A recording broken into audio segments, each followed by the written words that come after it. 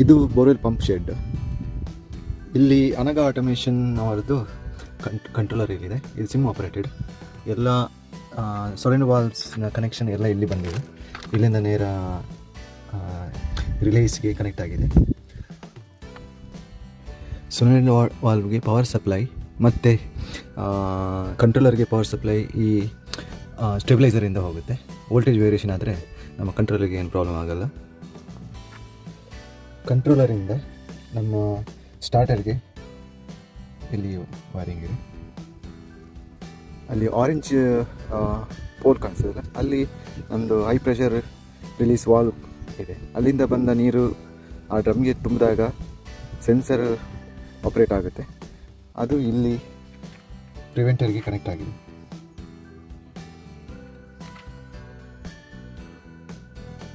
ಇಲ್ಲಿ ಕನೆಕ್ಟ್ ಆಗಿದೆ. ಇದು ಸಿಂಗಲ್ ಫೇಸ್ ಪ್ರಿವೆಂಟರ್. ಆಮೇಲೆ ಇಲ್ಲಿ ವೋಲ್ಟೇಜ್ ರಿವರ್ಸರ್ ಪ್ರಿವೆಂಟರ್.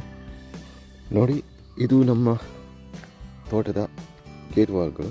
ಪ್ರತಿಯೊಂದು ಗೇಟ್ ವಾಲ್ಗೆ ಸಪ್ಲೈ ಈ ಥರ ಬರುತ್ತೆ. ಇದು ರಿಲೇಯಿಂದ ಬರುತ್ತೆ, ಕಂಟ್ರೋಲರಿಂದ. ಇದು ರಿಲೇಯ ಕನೆಕ್ಷನ್ ಇಲ್ಲಿಂದ ಹೀಗೆ ಹೋಗ್ತಾ ಅಂಡರ್ಗ್ರೌಂಡ್ ಮಾಡಿದ್ದೇನೆ. ನಮ್ಮದು ಶೆಡ್ ಅಲ್ಲಿದೆ, ಅಲ್ಲಿ ತನಕ ನಾನು ವೈರಿಂಗ್ ಮಾಡಿದ್ದೇನೆ. ಇದು ನಮ್ಮದು ಪ್ರೆಷರ್ ರಿಲೀಸ್ ವಾಲ್ವ್. ಒಂದು ವೇಳೆ ಯಾವುದೇ ಗೇಟ್ ವಾಲ್ ಟರ್ನ್ ಆನ್ ಆಗದೆ ಪಂಪ್ ರನ್ ಆಗ್ತಾ ಇದ್ದರೆ ಇದು ಗೇಟ್ ವಾಲ್ ಓಪನ್ ಆಗಿ ನೀರು ಇದರಲ್ಲಿ ಬರುತ್ತೆ. ನೀರು ಬಂದಾಗ ಇಲ್ಲಿ ನಾನು ಸೆನ್ಸರ್ ಕಟ್ಟಿದ್ದೇನೆ. ಈ ಸೆನ್ಸರ್ ಸ್ವಿಚ್ ಆಪ್ರೇಟ್ ಆದಾಗ ಅಲ್ಲಿ ಬೋರ್ವೆಲ್ ಆಫ್ ಆಗುತ್ತೆ ಕಂಟ್ರೋಲರ್ ಮೂಲಕ.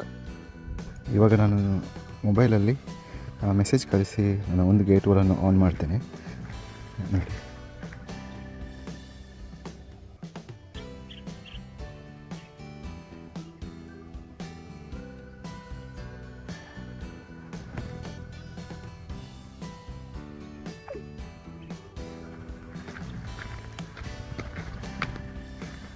ಈ ಗೇಟ್ ವಾಲ್ ಟರ್ನ್ ಆನ್ ಆಯಿತು.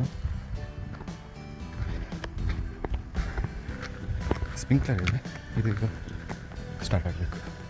ಆಯಿತು. ಇವಾಗ ಇಲ್ಲಿ ಮೆಸೇಜ್ ಈ ಥರ ಬರುತ್ತೆ. ಸ್ಟಾರ್ಟ್ ಆದಾಗ ಪಂಪ್ ಆನ್ ಆಗುತ್ತೆ, ರಿಲೇ ಆನ್ ಆಗುತ್ತೆ. ಇವಾಗ ನಾನು ಆಫ್ ಮಾಡಲಿಕ್ಕೆ ಮೆಸೇಜ್ ಕಳಿಸ್ತೇನೆ. ಇದು borewell of, pump of is command message.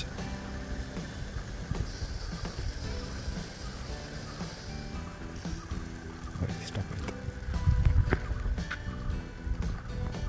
ಇವಾಗ ಸ್ಟೇಟಸ್ ರಿಕ್ವೆಸ್ಟ್ ಮೆಸೇಜ್ ಕಳಿಸ್ತಾ ಇದ್ದೇನೆ.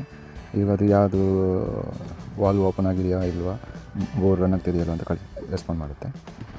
ಎಲ್ಲ ಮೋಟರ್ ಗೇಟ್ ವಾಲ್ ಎಲ್ಲ ಆಫ್ ಇದೆ. ಇವಾಗ ನಾನು ಜಸ್ಟ್ ಮೋಟರ್ ಆನ್ ಮಾಡ್ತೇನೆ, ಎಲ್ಲ ಗೇಟ್ ವಾಲ್ ಆಫ್ ಮಾಡಿ. ಈ ಮೆಸೇಜ್ ಮೋಟ್ರ್ ಅಷ್ಟೇ ಆನ್ ಮಾಡುತ್ತೆ. ನೋಡಿ, ಏನಾಗುತ್ತೆ, ಮೋಟ್ರ್ ಆನ್ ಆಯಿತು. ಇವಾಗ ನೀರು ಬಂದದ್ದು ಯಾವುದೇ ಗೇಟ್ ವಾಲ್ ಆನ್ ಆಗದೇ ಇರುವುದರಿಂದ ಪ್ರೆಷರ್ ರಿಲೀಸ್ ವಾಲ್ವಿನ ಮೂಲಕ ಮೋಟ್ರ್ ಆಫ್ ಆಗಬೇಕು.